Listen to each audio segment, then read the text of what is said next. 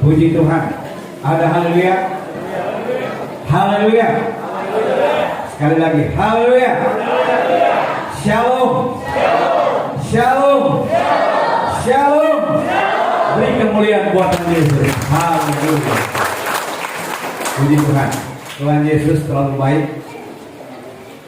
Kembali saya boleh berada di tengah-tengah pekerjaan di tempat ini karena gembala setempat atau gembala di PTI Jemaat Agape Pangi mengundang saya sekaligus memberikan penghargaan untuk menyampaikan khotbah Natal pada malam hari ini.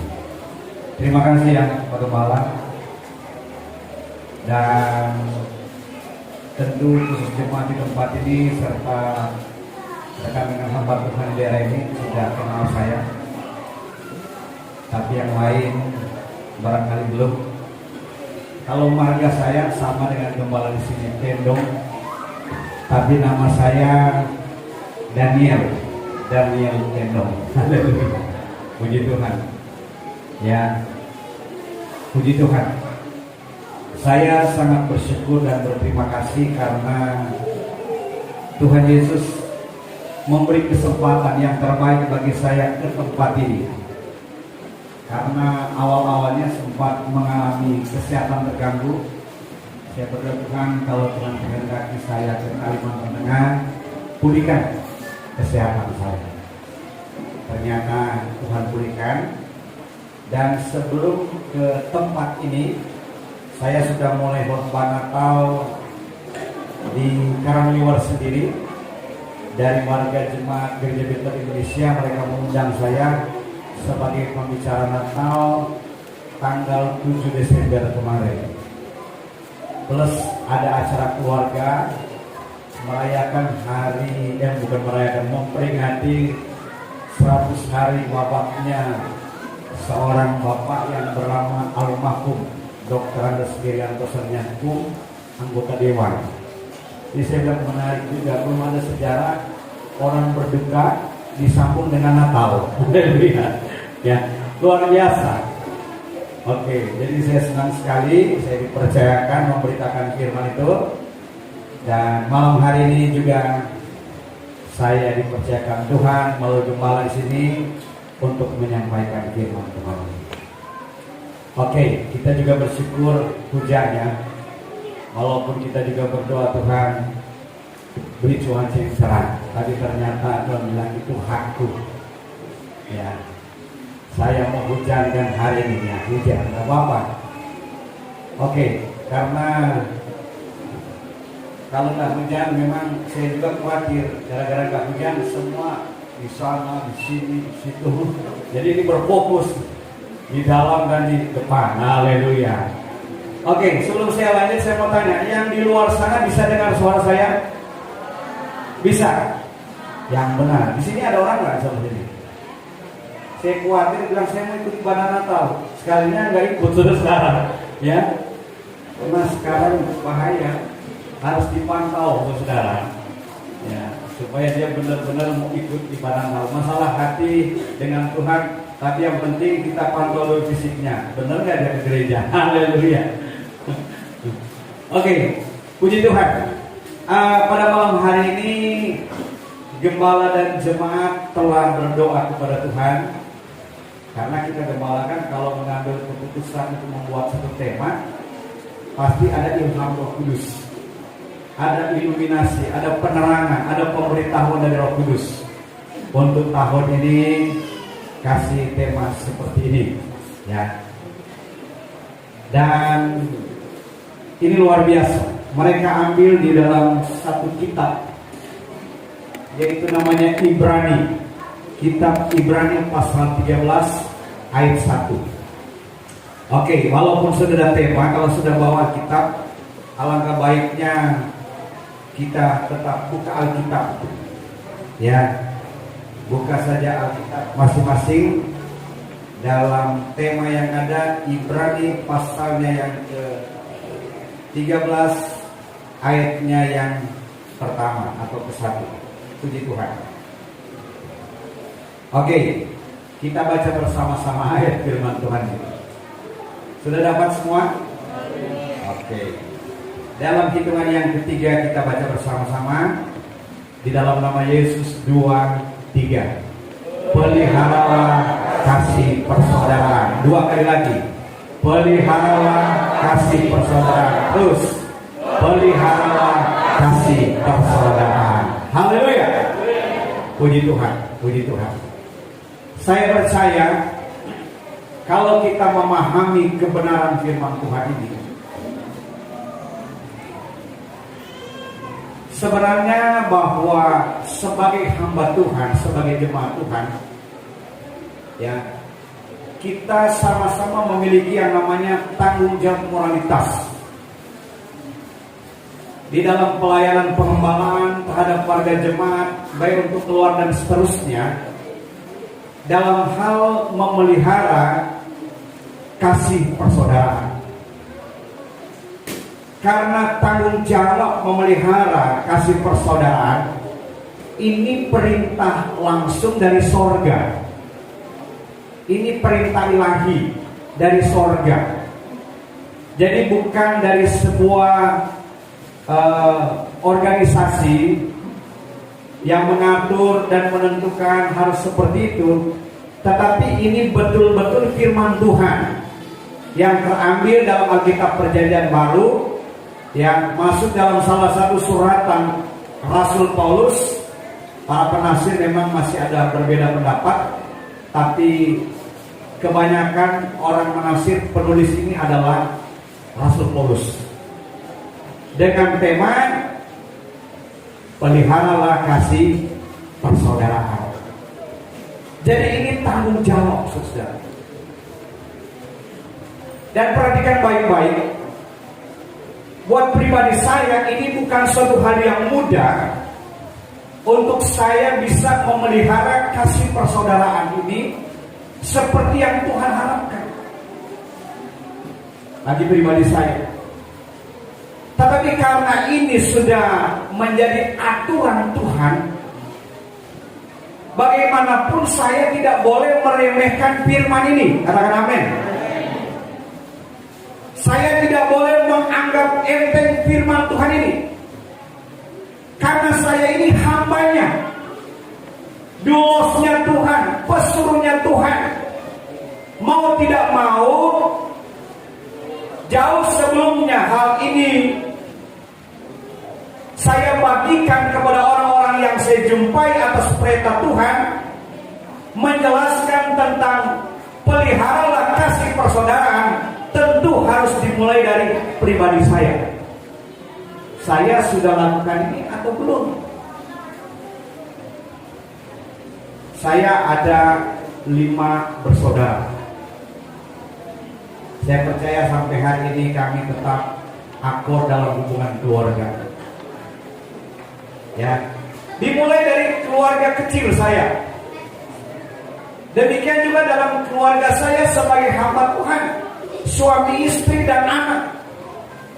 Tentu sangat menjadi sorotan jemaat kalau mereka melihat ternyata kami tidak bisa memelihara kasih dalam keluarga. Karena kasih ini merupakan landasan utama di dalam memelihara persaudaraan kepada kita sebagai umat manusia. Ini saudara. Saya juga mikir-mikir, kok firman Tuhan kalimatnya seperti ini ya, peliharalah kasih persaudaraan. Kembali lagi apa yang saya katakan tadi, ini tidak mudah. Karena kalau firman Tuhan yang kita baca, saudara dengar hari ini, saudara tidak meresponi atau hanya mendengarkan begitu saja dan tidak menangkap firman, bahkan pemazmur katakan tidak mengambil firman itu dan masukkan di dalam hati, saya yakin engkau tidak bisa melakukan peliharalah kasih persaudaraan. Tidak. Ya, ada begitu banyak kasih persaudaraan yang digembor-gembirkan oleh manusia di dunia ini. Tapi kalau dasarnya tidak menurut firman Tuhan, no. Karena sangat berbeda pemahaman kasih yang bersifat ilahi dengan kasih yang bersifat alami. Karena kalau kita berbicara kasih yang bersifat alami, barangkali dia ada pemikiran begini. Ya cukup saja suami istri dengan anak saya, untuk tetangga ya tunggu dulu. Cukup saja dengan warga gereja saya, yang lain tunggu dulu. Mungkin berkembang lagi, cukup saja dengan suku saya. Saya orang Manado, dia orang Dayak. Dan banyak hal yang muncul dalam pemikiran untuk memahami tentang bagaimana memelihara kasih persaudaraan. Pasti kita berpikir seperti itu. Karena ujung-ujungnya kalau kita lihat dalam kebenaran firman Tuhan, kasih itu harus diaktifkan dengan melakukan sesuatu. Karena bukan diukur dari perkataan, oh bapak baik ya, ibu baik, pendeta baik, buahnya mana? Amin. Haleluya. Ya. Perhatikan baik-baik kebenaran firman Tuhan. Saya juga melihat gereja di sini, mereka memberi nama gereja GPD Agape. Wah, luar biasa. Luar biasa. Agape itu bahasa Yunani tuh, Pak Gembala. Apa artinya, saudara? Ya. Kira-kira apa dia arti Agape ini? Puji Tuhan. Jadi, apa? Kasih apa?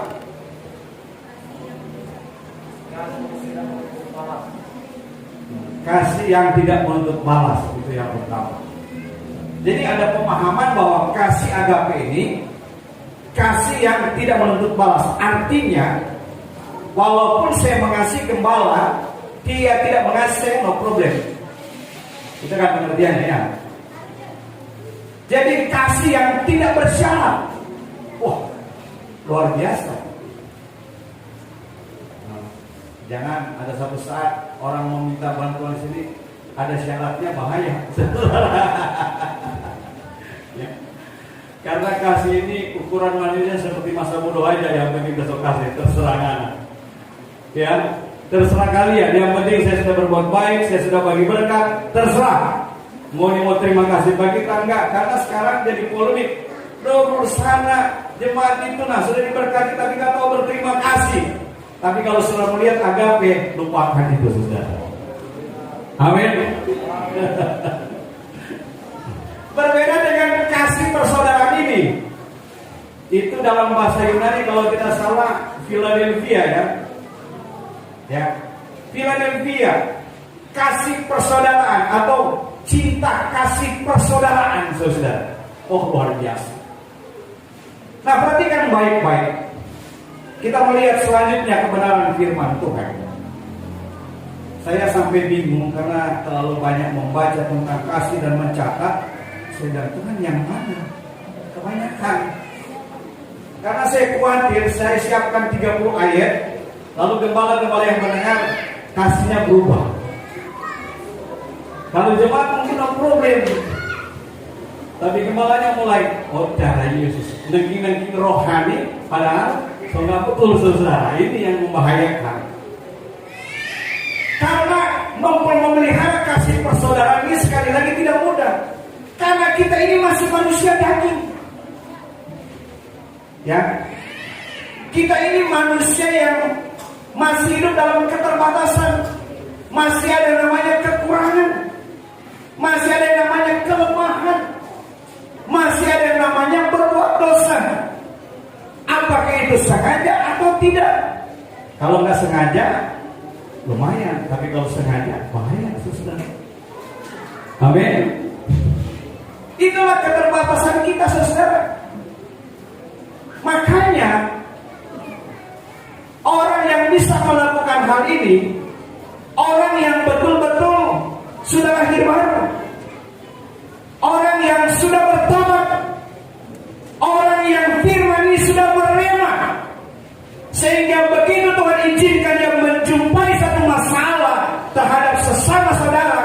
Dia bilang, puji Tuhan, aku yakin, aku kuat, aku bisa menghadapi semua. Amin. Contoh, kita baca 1 Korintus 13, apa isinya? Jadi jangan kita pikir kasih itu diukur dari hadiah Natal, pemberian, korban tantangan dari seseorang. Tapi kita melihat pencabaran kasih yang menurut Alkitab. Mulai ayat 4, saya minta ada yang bantu saya untuk baca. 1 Korintus 13 mulai ayat 4. Tenang-tenang ya. Oke, bro, silakan. Kasih itu sabar. Perhatikan, ternyata kalau kita memahami dan bisa bertanggung jawab untuk memelihara kasih supaya persaudaraan kita tetap dijamin, kasih itu pertama sabar. Amin. Perhatikan, kalau saudara merasa saya sudah sabar, berarti saudara sudah melakukan firman atau sementara melakukan firman. Kasih itu sabar. Pembakar memimpin masyarakat berapa kakak di sini? Ada 250 kakak, pang ini atau lebih. Kali aja, kalau misalnya 1000 jiwa, 1000 pikiran pembakar. Kalau nggak sabar, keo. Orang baru bilang. Kasih itu sabar, terus.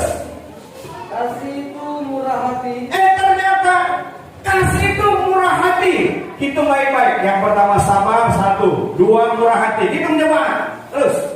Ia tidak cemburu. Ternyata kasih itu tidak pencemburu. Wah, bahaya. Terus. Ia tidak memegahkan diri. Ternyata kasih itu tidak memegahkan diri. Atau kata lain mungkin tidak sombong. Terus. Dan tidak sombong. Terus lagi, ada lagi. Ia tidak melakukan yang tidak sopan. Ya, kasih itu dia ngerti tentang etiket, tidak melakukan yang tidak sopan. Duduk aja dia ngerti. Jadi ketahuan orang yang hidup dalam kasih Kristus, duduk aja duduk yang benar. Kalau sudah mulai begini, sana sini, hati-hati selesai. Ya, terus. Dan tidak mencari keuntungan diri sendiri. Oh, bayangkan kasih itu tidak ada pemikiran mencari keuntungan diri sendiri. Dia berjuang barangkali kalau gembala berbisnis. Kamu diuntungkan, saya diuntungkan, sama-sama diberkati. Amin. Jangan ada roh pemerasa di sana. Itu kacau, saudara. Kacau. Saya pernah mendengar ada jemaat berbicara, gembala kami bisnis. Aduh, gimana? Pasti ada segalanya, sudah bingung saya menjawab. Terus, banyak. Ia tidak pemarah. Ternyata kasih itu tidak pemarah. Penyari boleh. Sudah perhatikan, ini penjabarannya. Jadi kasih itu tidak pemarah. Sekarang kita periksa diri, saya ini masih pemarah enggak? Coba pikir, saudara. Terus banyak. Dan tidak menyimpan kesalahan orang. Dia juga tidak menyimpan kesalahan orang lain. Waduh, luar biasa. Habis, tunggu. Nah ini, jangan bilang kasih bro. Lanjut terus. Dia tidak bersuka cita karena ketidakadilan. Nah, kasih itu tidak bersuka cita karena ketidakadilan. Terus. Tetapi ia bersuka cita karena kebenaran. Orang yang hidupnya kasih dengan kasih Kristus bersuka cita karena apa? Kebenaran, bukan karena ketidakadilan. Terus. Ia menutupi segala sesuatu. Oh, pintar menyimpan rahasia. Oh, nggak perlu dibongkar. Jadi masalah, nanti putus hubungan. Akhirnya kekeluargaan, persaudaraan, wah, nggak nyambung lagi. Terus. Percaya segala sesuatu. Artinya tidak ada prasangka buruk, tidak ada pikiran negatif terhadap satu dengan yang lain. Terus. Mengharapkan segala sesuatu. Dia berharap saya dipakai Tuhan, tetap jadi berkat buat orang lain. Terus. Sabar menanggung segala sesuatu. Biar banyak penderitaan, tetap sabar karena Tuhan bilang tetap pelihara kasih persaudaraan. Terus.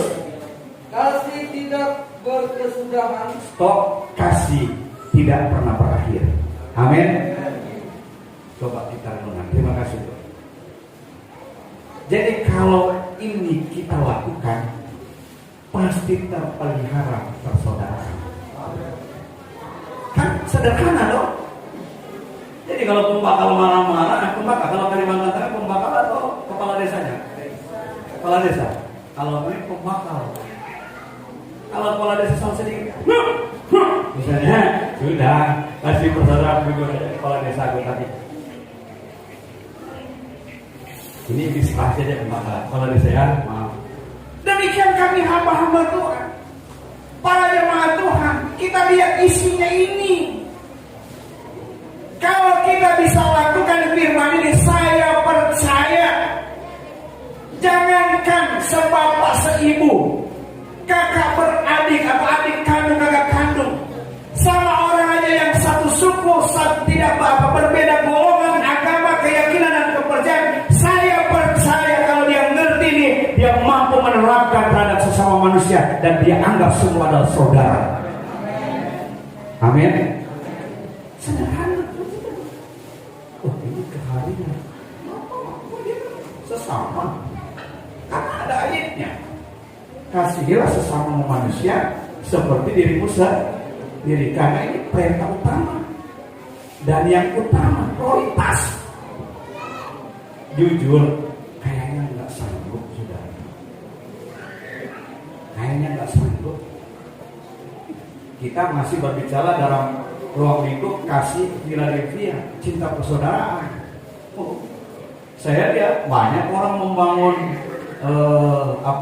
reuni, apalagi rukun keluarga.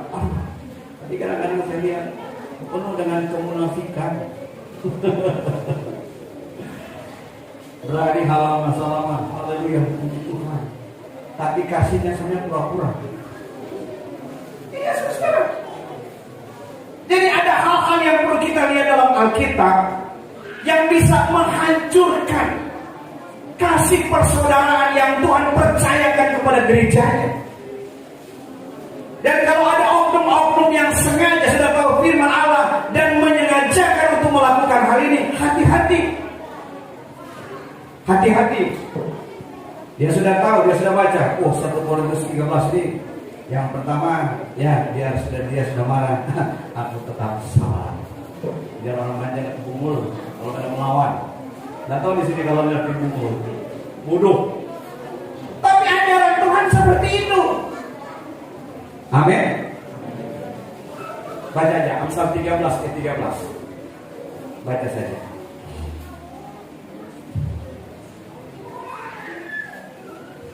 Silakan, siapa yang sudah dapat bisa dibantu baca.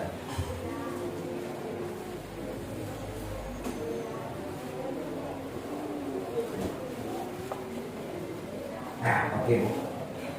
Amsal 13 ayat 13. Ya. Siapa meremehkan firman? Siapa yang meremehkan firman, memandang enteng tentang firman Tuhan ini, terus Ia akan menanggung akibatnya.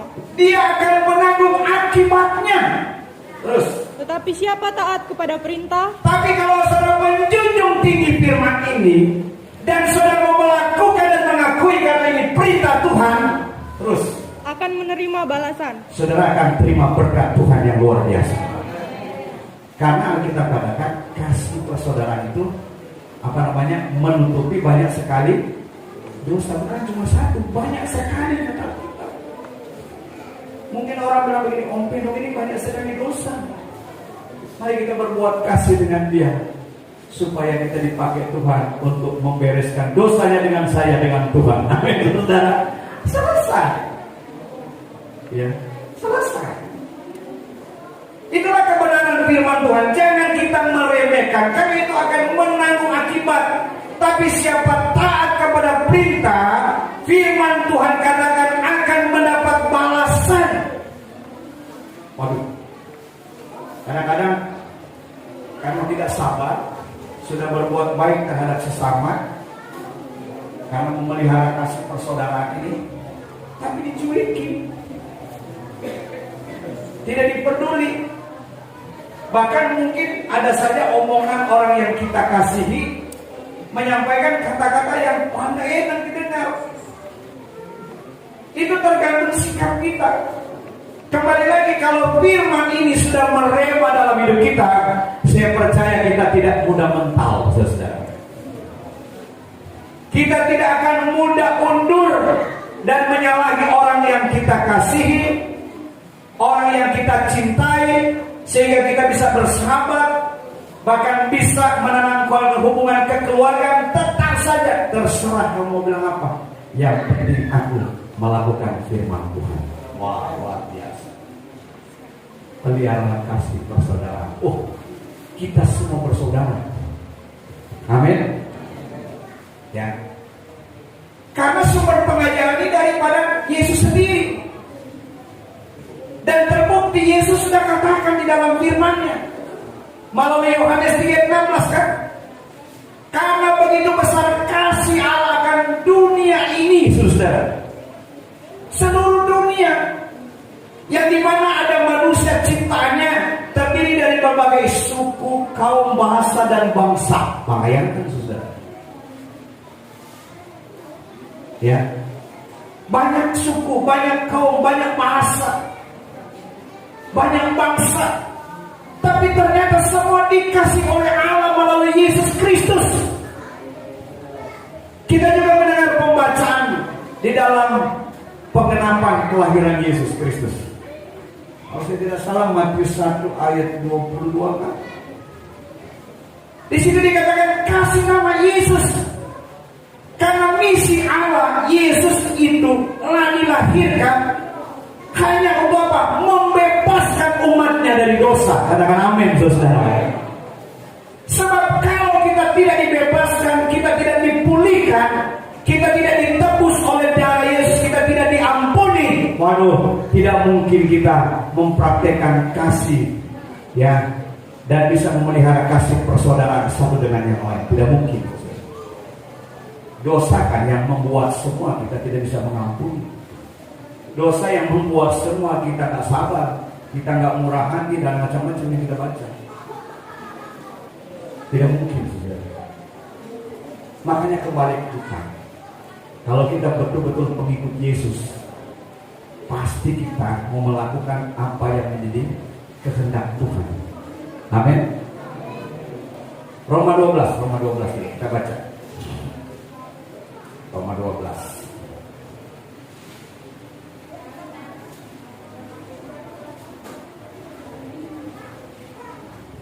Puji Tuhan, haleluya. Ayat 9.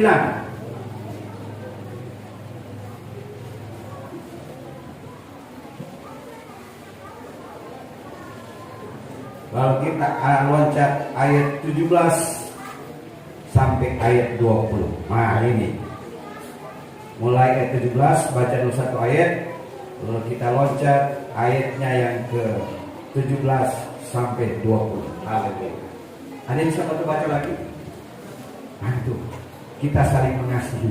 Haleluya. Ya, silakan bro. Ayat 9, ya, hendaklah kasih itu jangan pura-pura. Ya, hendaklah kasih itu jangan pura-pura. Saya percaya saudara ngerti ya apa yang dimaksud kasih jangan pura-pura. Terus, jauhilah yang jahat dan lakukanlah yang baik. Jauhi yang jahat, lakukan yang baik. Karena kasih pura-pura itu sudah kategori jahat. Amin. Misalnya gimana ya mau ilustrasikan? Ilustrasi hamba aja lah. Misalnya saya melayani di tempat berulur ini. Biasa gembala kalau sudah khotbah pasti dapat kulit. Ya kan? Jadi begitu dia kasih, saya akan begini. Bro, terima kasih. Saya mau kasih kembali aja. Oh jangan bro, saya serius sungguh-sungguh pada dalam hati. Mudah-mudahan dia nggak ambil. Itu kan pura-pura. Ini ilustrasi daripada mau pakai jemaat toh. Jadi bagi kita aja kembali karena kita pengajar. Supaya jangan sampai jadi kurang ajar. Ya kan? Jadi kasih itu jangan pura-pura, karena itu sudah masuk kategori jahat. Makanya kita akan jauhi yang jahat dan pura-pura. Karena jahat kan, pura-pura. Ini saudara. Bagaimana Doli? Tidak pura-pura? Mana Om Doli tadi? Oh di sana. Ini oh nanti ke rumah yang ini repot nanti undang-undang kuliah datang no. Itu pura-pura toh. Makanya jangan coba-coba menawarkan kalau udah digerakkan Tuhan, karena jadi dosa.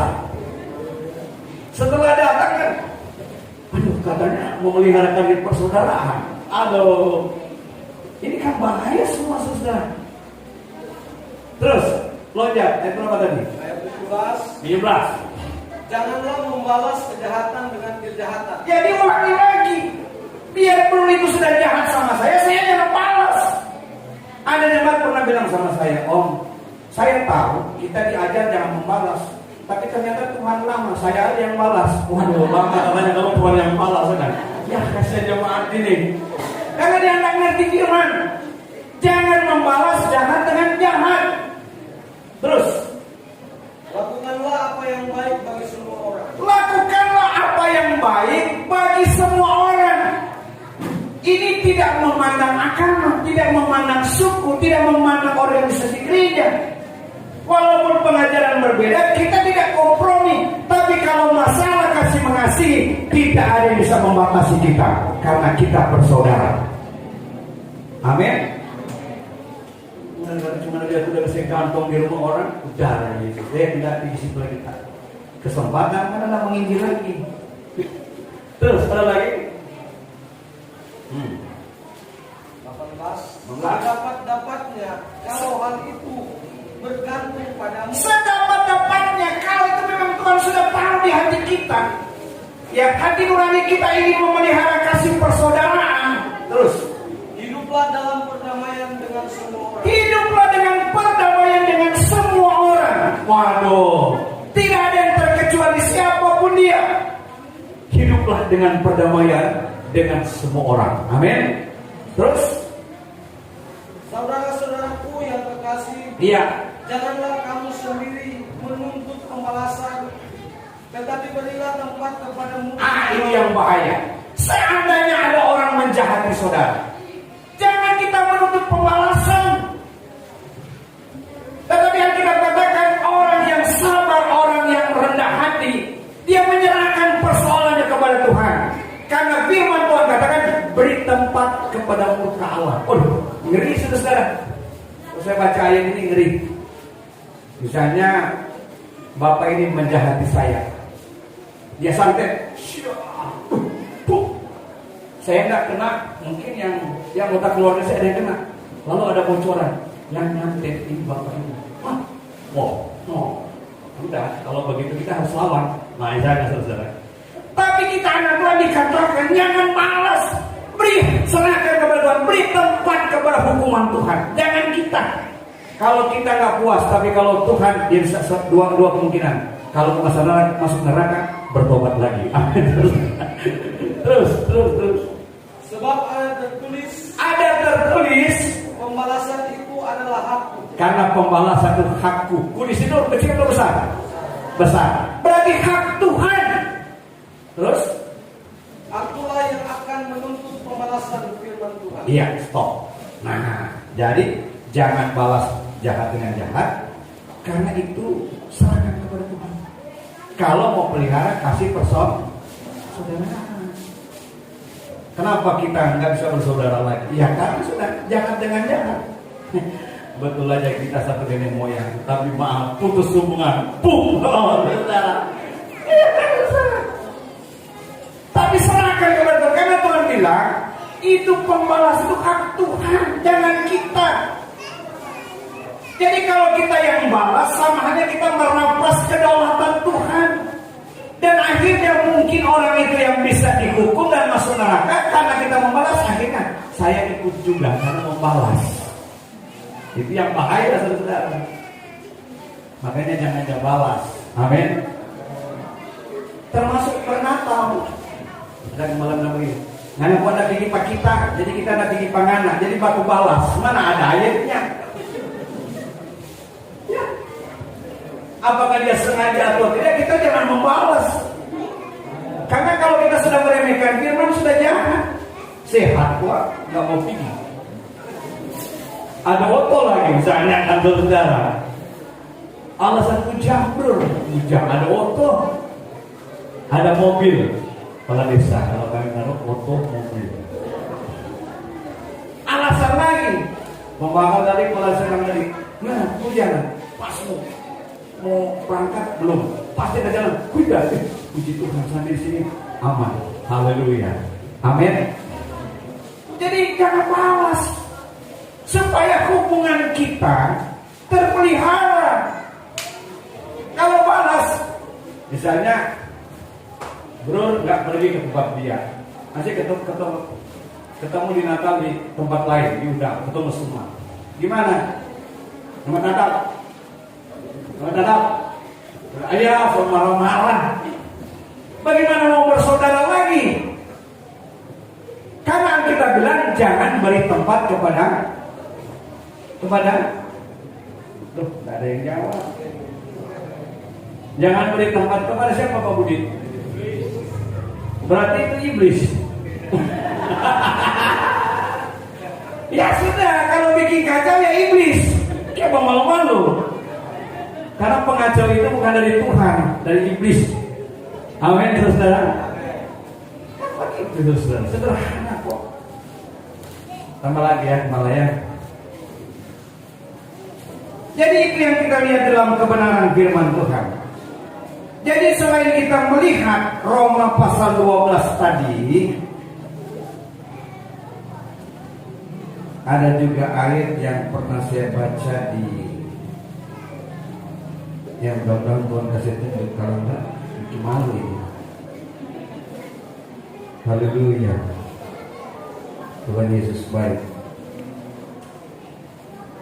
Jadi kasih persaudaraan ini, kalau saya baca Alkitab, mempertahankan kasih persaudaraan, ya harus dijaga. Alkitab katakan kalau kita sedang membenci itu sama dengan membunuh manusia. Jadi jangan dipikir pembunuh itu kalau saya potong dia mati atau kasih racun itu yang dibilang pembunuh. Kalau Alkitab lain-lain. Saya benci aja teman saya itu sudah pembunuh. Pernah membenci? Mau tanya? Pernah membenci? Jemaat di sini suka benci orang? Atau cuma pernah? Kalau suka kan itu sudah kebiasaan buruk. Ini pernah membenci? Pernah. Itu pembunuh. Saya pernah khotbah. Saya bilang bersyukur saudara bisa mendapat kembali yang sudah bertobat. Saya dulu pembunuh yang luar biasa. Putar atau jemaat. Kepala saya pembunuh. Banyak yang saya bunuh. Nanti tunjukkan ayat. Baru dah, ini. Ternyata saya juga pernah pembunuh. Sahabat kita. Mesti bertobat. Di mana ayatnya? 1 Yohanes 3 ayat. Luar biasa. Silakan yang dapat baca. 1 Yohanes 3 ayat 15. Ya. Setiap orang yang membenci saudaranya adalah seorang pembunuh manusia. Dia adalah seorang pembunuh manusia, bukan pembunuh babi. Manusia, saudara-saudara. Terus. Dan kamu tahu, saya tahu, saudara tahu, harus tahu. Jangan saudara nggak tahu, nanti pulang ke sana pembunuh lagi. Terus.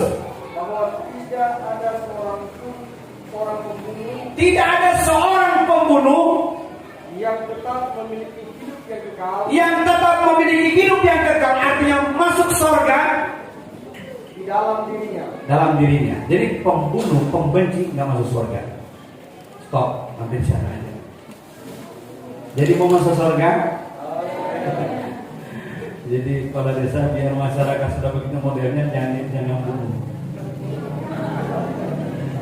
Kita juga gembala begitu biar dia ngasih perpuluhan jangan bunuh.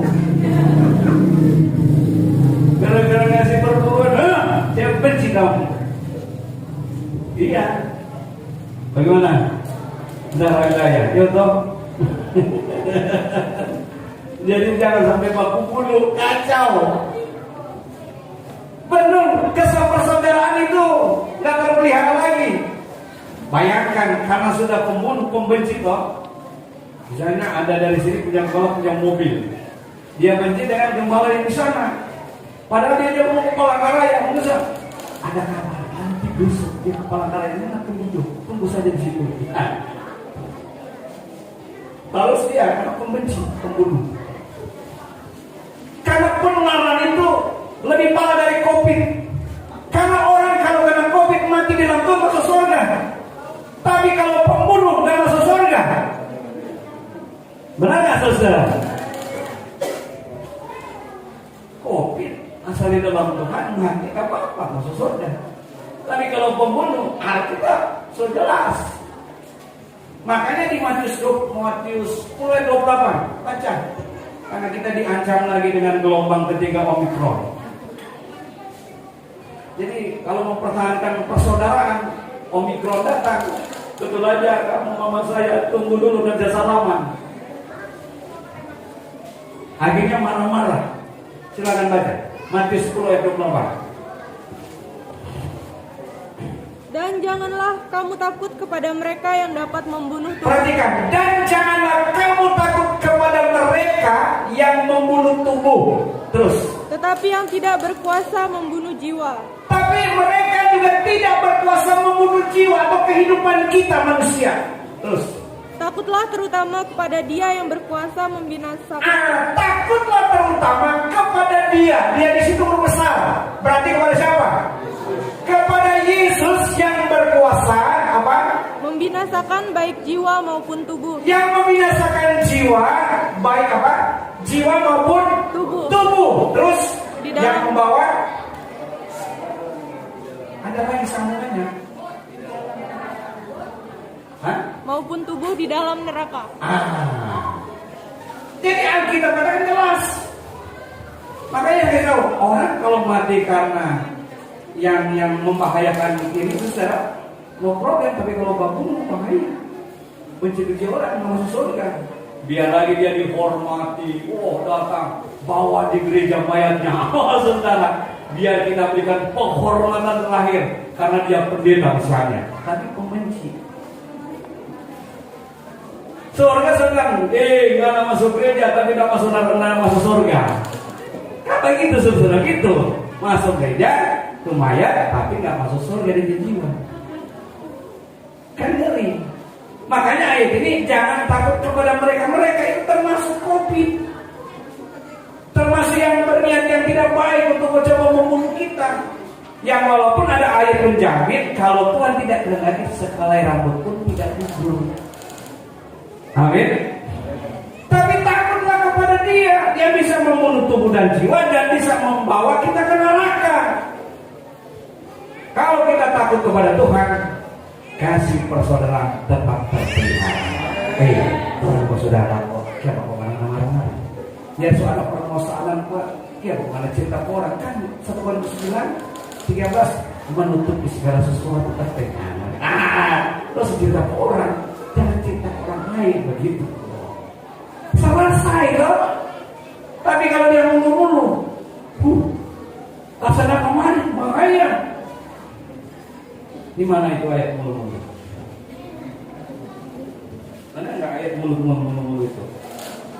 Orang gereja tapi mulu-mulu. Itu maksudnya. Sabar ya. Yakobus 3 kalau nggak salah.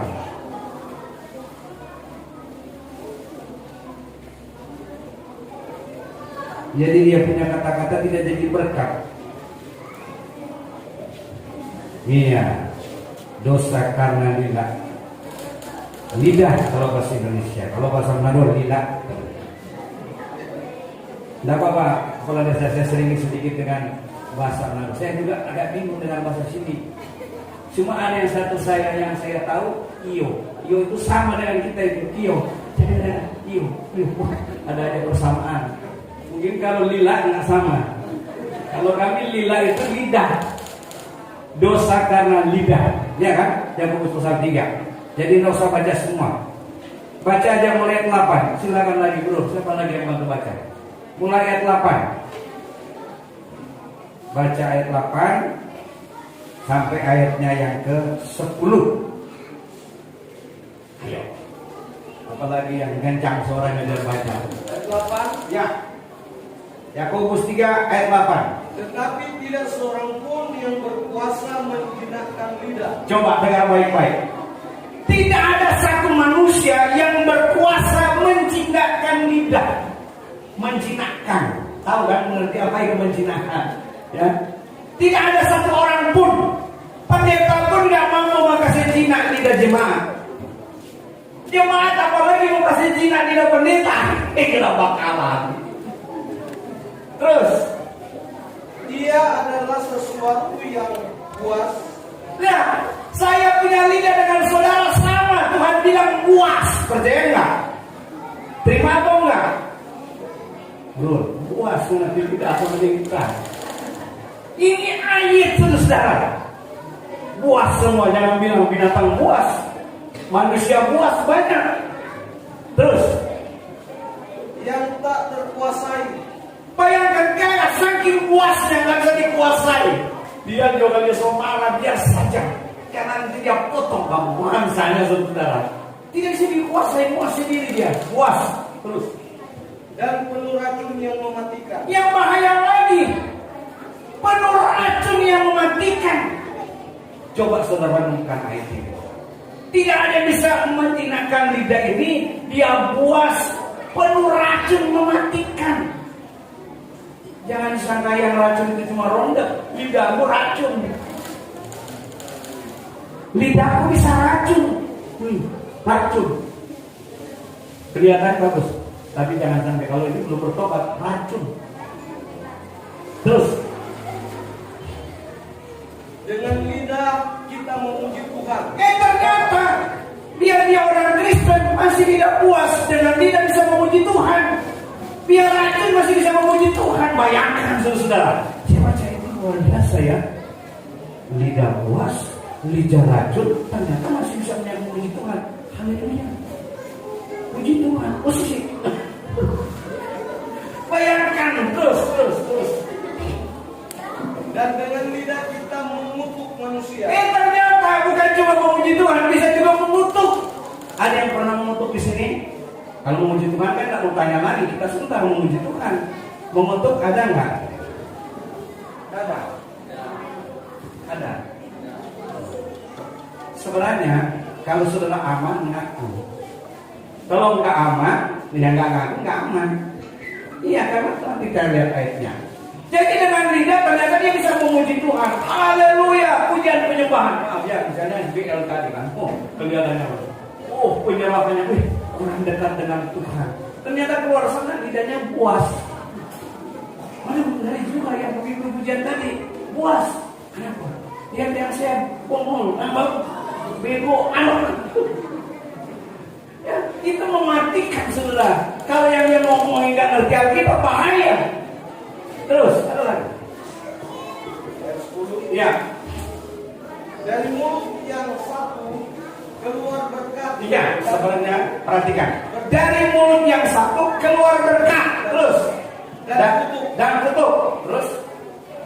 Hal ini saudara-saudaraku tidak boleh demikian terjadi. Iya. Hal ini saudara-saudara kalau mau dipelihara kasih persaudaraan jangan terjadi. Amin. Biar aja berhubungan pelayanan tidak maju-maju. Itu bagian dari bahasa kutuk. Kalau saudara ingin melihat gereja orang nggak maju, itu kutuk yang ada di pikiranmu, tapi engkau nggak tahu. Betul. Aduh. Sebab kalau kasih, dia ibah dengan melihat orang yang perlu ditolong. Karena dia tahu di situ memelihara kasih persaudaraan. Bukan suka melihat orang hancur. Wah, ngeri. Gereja sekarang ngeri. Saya takut gereja kita ya. Dari dulu sampai hari ini gembor-gembirkan. Berdiri atas firman Tuhan. Katakan amin. Amin. Bisa cara teori. Praktiknya mana? Terus sekolah kita gimana? Mari Bapak, sudah praktek? Sudah.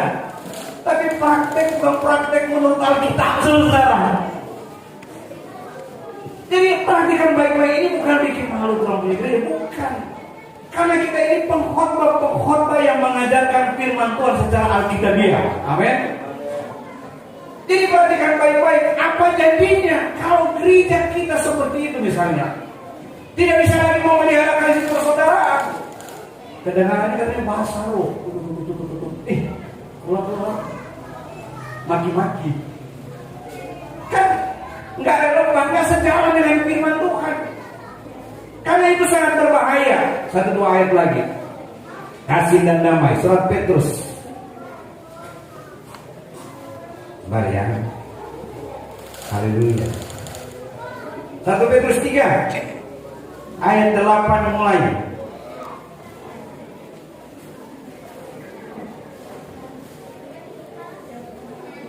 Saya ingin mendengar guru ini yang membaca. Puji Tuhan. Terus apa lupa-lupa? Genre kan? 1 Petrus 3 mulai ayatnya yang ke-8. Kasih dan damai. Puji Tuhan. 1 Petrus 3 ayatnya yang ke-8. Ya. Dan akhirnya, perhatikan, dan akhirnya sebelum kita tutup ibadah ini dengan baik-baik, akhirnya terus, walaupun ada yang terakhir, yang terakhir, terus hendaklah kamu semua seia sekata. Perhatikan, hendaklah kita semua gereja Tuhan seia sekata, terus seperasaan apa? Mengasihi siapa? Saudara-saudara. Mengasihi saudara-saudara. Jadi seia apa namanya? Seia seperasaan kan? Ulangi jelas saya. Seia sekata, perhatikan. Seia sekata, untuk lihat ini.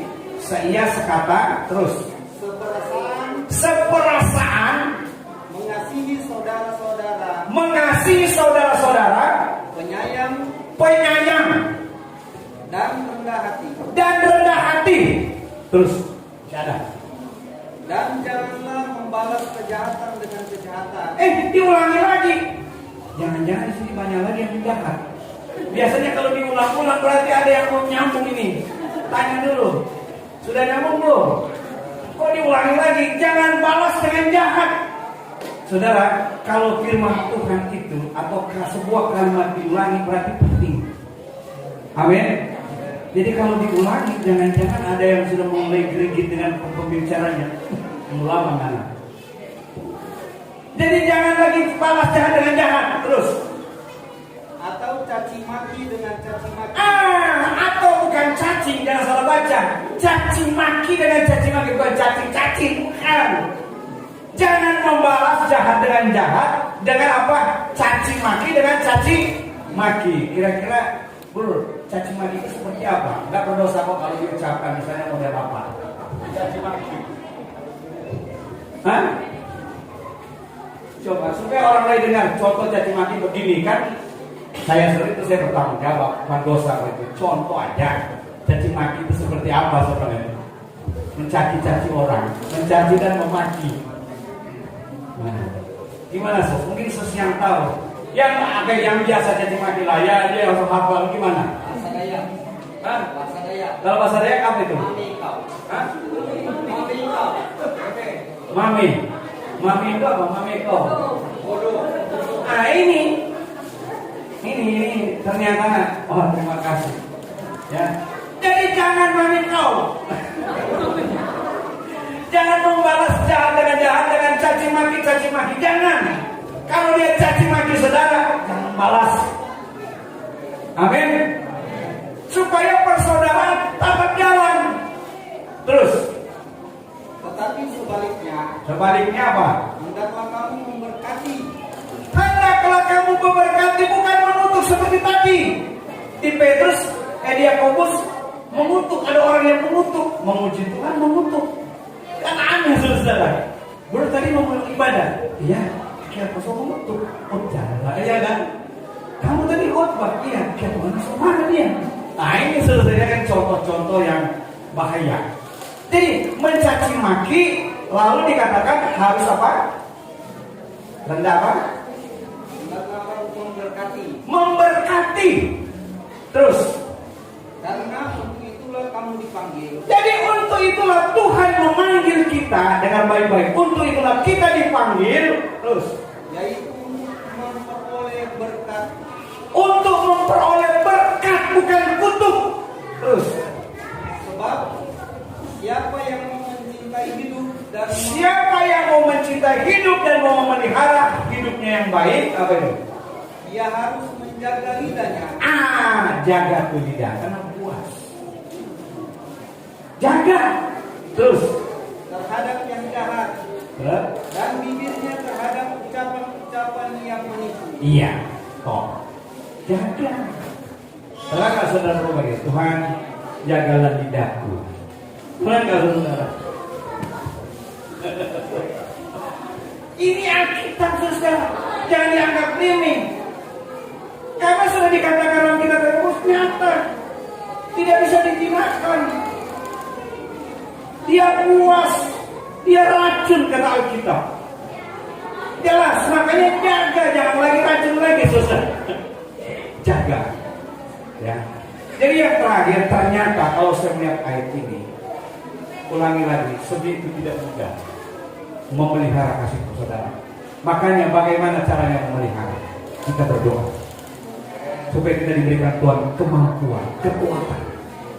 Kita berdoa, jaga dengan doa, jaga dengan doa, ya, jaga. Kemudian selain kita berdoa, kita kan baca firman Tuhan supaya kita tahu. Saya kemarin disuruh anak saya, Papi, kalau bapak bahas yang sampai salah, maksudnya apa? Buka di Google. Oh, saya kan di daerah yang ada signal, jujur belum biasa buka di Google tentang khotbah. Baru kemarin sudah, Papi pakai ayat-ayatnya saya sudah bingung. Sudah buat apa ini? Terlalu banyak. Iya. Anak saya suruh buka di Google ayat tujuan apa kita tentang kasih persaudaraan. Banyak ayat dari itu. Ya karena kebanyakan takutnya yang mendengar ini marah-marah kehilangan persaudaraan, saudara. Karena kebanyakan ayat. Nah itulah kebenaran firman Tuhan yang kita lihat. Ya, saya harus tambah satu ayat karena ini bahaya kalau tidak diteruskan. Nanti Roh Kudus mau tegur kita. Oke, ada lagi satu terjemahan tadi yang Anda kasih tahu. Apa itu Roh Kudus? Baca 1 Yohanes. Mesti dibaca.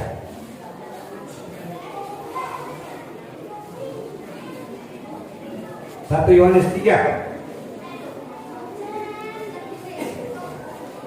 Praktek-praktek kasih luar biasa. Yang 15 kan sudah tadi. Sekarang yang 17 atau mungkin 16, kasih Kristus dulu baru ke kita. Agape dulu baru ke Philadelphia. Silakan bantu baca lagi. 16, 17, 18. Nah, ini penguncinya. Sebenarnya saya ingin mendengar Bapak Kepala Desa yang baca. Bisa baca Bapak Kepala Desa? Tidak mungkin jadi Kepala Desa kalau tidak baca. Iya kan? Oke, dengar baik-baik. Bapak kita yang membaca. Dengar baik-baik. 1 Yohanes 3. Iya. Ayat Yang ke-16. 16 mulai. Demikianlah kita ketahui kasih Kristus. Demikianlah kita ketahui kasih Kristus. Harus kita tahu. Gak boleh dirahasiakan, gak boleh ditutup. Harus tahu. Terus. Yaitu bahwa ia telah menyerahkan nyawanya. Yaitu Yesus Kristus telah menyerahkan nyawanya. Dia serahkan nyawa. Terus. Jadi kita pun wajib menyerahkan nyawa kita untuk saudara.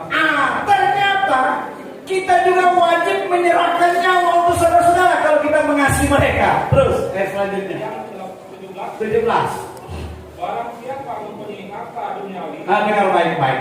Barang siapa yang mempunyai harta duniawi, punya harta duniawi, punya mobil, punya rumah, punya duit, macam-macam harta duniawi. Terus Dan melihat saudaranya menderita. melihat saudaranya menderita, ada saudara kita yang menderita. Terus Kekurangan tetapi menutup pintu hatinya. jadi saudara itu menderita kekurangan, tapi saudara yang diberkati menutupi pintu hatinya. Gimana begitu kan? Terus Bagaimanakah kasih dapat tetap berjalan di Dipertanyakan gimana manakah orang Kristen yang benar? Nah, sudah lihat kamu punya saudara, kasihan, menderita kekurangan, ada harta benda, ada berkat, tapi nggak mau kasih. Bagaimana mungkin engkau mengklaim diri saya hamba Tuhan, saya jemaat Tuhan, saya aktif di gereja, saya orang setia? Nggak mungkin. Kepala desa ini hamba Allah, itu di Alkitab ada. Makanya kepala desa lihat baik-baik dengan orang-orang susah di kampung. Terus. ya dalam 14. Ya.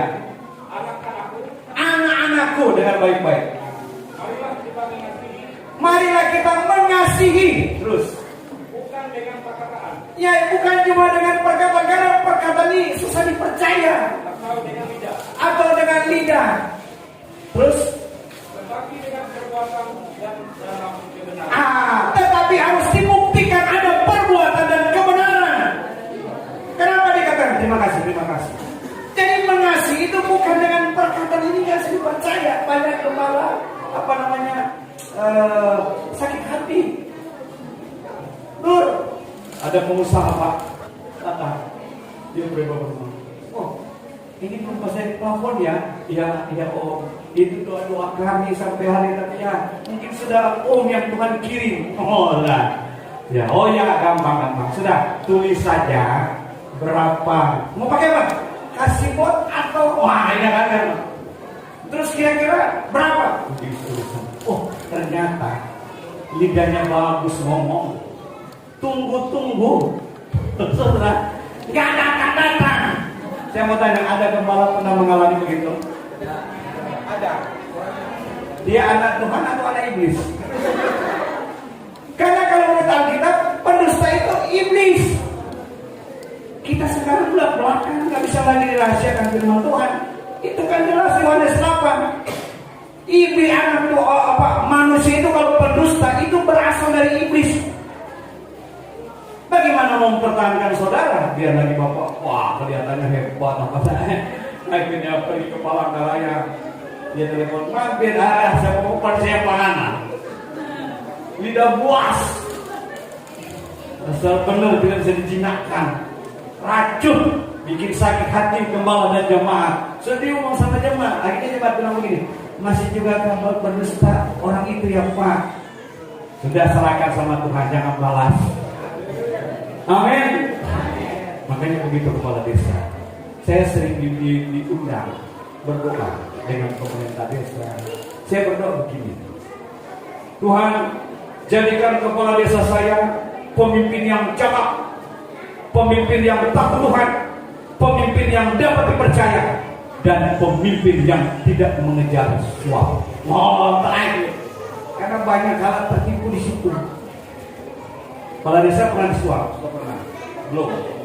Kalau ada suapan jangan. Karena saya sudah pernah terangkan itu. Saya diundang di pejabat pemerintah. Salah satu yang saya tekan itu, bahaya orang kalau makan hasil suapan. Itu membawa penyakit dalam pribadi dan keluarga. Akhirnya kehilangan surga. Ayah. Jadi bilang kepala desa, selama ini kalau saya nggak pernah suapan, iya didoakan supaya jangan. Gitu. Karena berani kepala desa suap, waduh, hubungan dengan masyarakat, kasih persaudaraan putus. Calon berikut ada harapan lagi. Tapi kalau kasih persaudaraan dipelihara, maju terus. Saudara lihat Jokowi, kalau nggak dibatasi dengan undang-undang disuruh maju. Iya kan? Mari kita berdiri. Mau maju? Berdiri kalau mau maju. Oke. Jadi mari renungkan baik-baik firman Tuhan. Kita semua punya tanggung jawab. Pelihara. Karena Tuhan sudah taruh di hati nurani kita masing-masing. Siapapun dia, ada yang namanya kasih yang Tuhan taruh di hati kita untuk memelihara tentang apa? Persaudaraan, kasih persaudaraan. Kalau saudara ingat firman Tuhan dalam Mazmur 133 berkata, firman Tuhan, alangkah baik dan indahnya apabila saudara bersaudara duduk dengan rukun. Artinya ayat ini sudah memberikan pengertian kepada kita. Di mata Tuhan, saudara-saudara yang saling mengasihi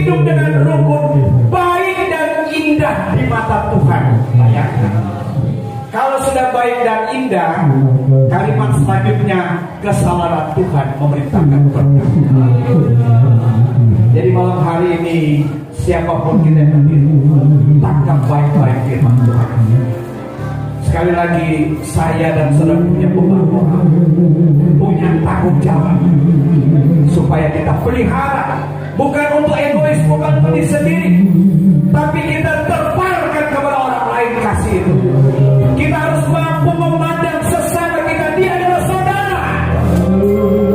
Ya, kita sudah baca tadi, kita melihat ada orang yang kekurangan, haleluya. Dia mengalami penderitaan yang luar biasa. Dia mengalami kesusahan. Ketika Tuhan bawa engkau melihat orang itu, mari kita berlaku seperti kasih Yesus. Maka tergelaplah hatinya oleh belas kasihan melihat orang itu. Kenapa kita lakukan itu? Karena kita lihat dia saudara kita, saudara. Saudara jangan berpikir, oh dia berharingan, oh dia muda, oh dia Islam. Bukan. Kalau saya melihat Alkitab bahwa kalau kita melakukan kasih Kristus kepada sesama kita, kita memelihara persaudaraan, maka firman Tuhan katakan, maka mereka mengenal kita ini adalah murid-murid Kristus. Kita ini adalah pengikut-pengikut Yesus di kemuliaan Tuhan. Haleluya, haleluya.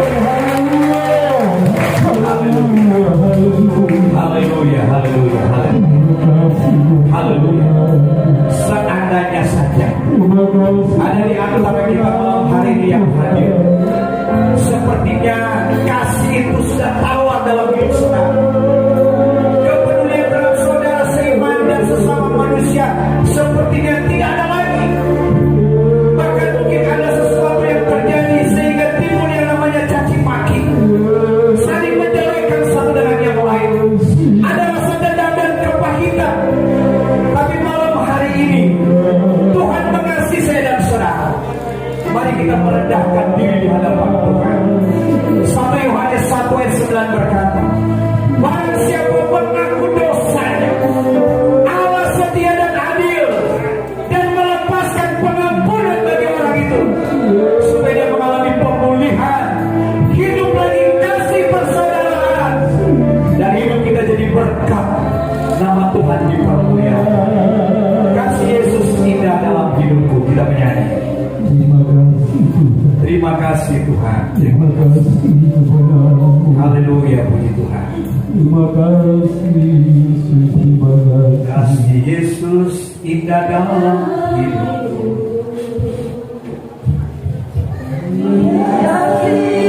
Hati dan jiwa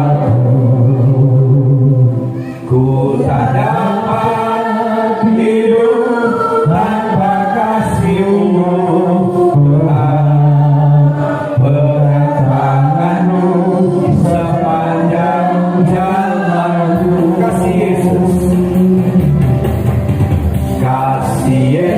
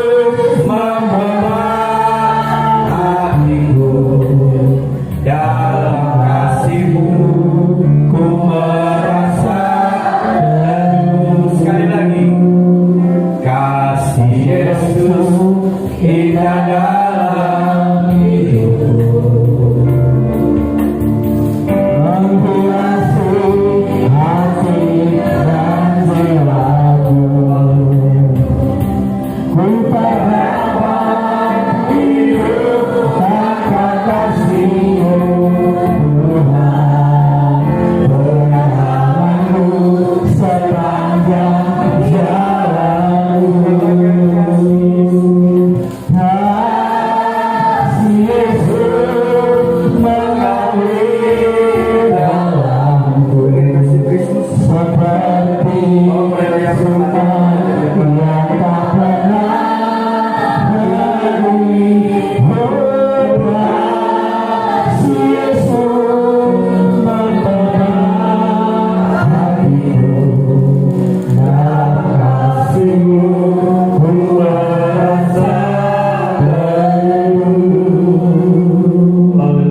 haleluya, terpujilah Engkau Bapa di sorga. Terima kasih banyak Tuhan.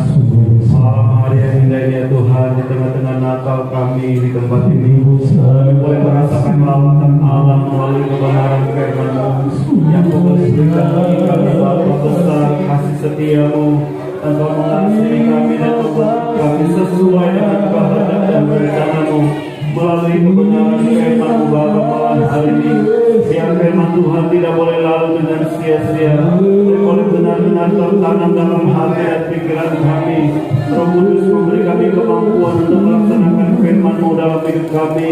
Hari lepas hari ada sukacita, ada damai sejahtera dari Allah mengalir memenuhi kehidupan kami. Berdoa juga buat hamba-Mu yang telah melayani, bagikan kebenaran firman-Mu malam hari ini.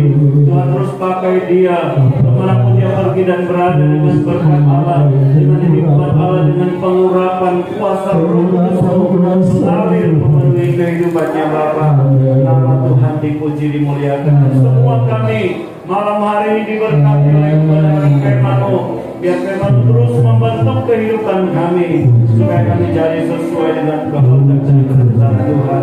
Setiap pekerjaan kuasa kegelapan roh jahat yang coba Tuhan mencabut benih-benih firman-Mu yang telah ditakutkan dan menghancurkan, patahkan kuasanya dalam nama Yesus.